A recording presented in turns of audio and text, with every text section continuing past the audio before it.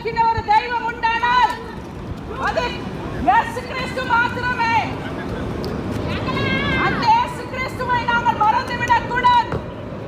நாங்கள் அவசரமாய் ஓடிக்கொண்டிருக்கிற இந்த உலகத்தில் நாங்கள் வாழ்ந்து கொண்டிருக்கிறோம். ஆகவே இந்த வாழ்க்கையில் நிச்சயத்தில் கடைசி முடிவில் தான் தெரியும் எதை நான் சம்பாதித்திருக்கிறேன், எதை நான் கொண்டு போகிறேன் என்று சொல்லி.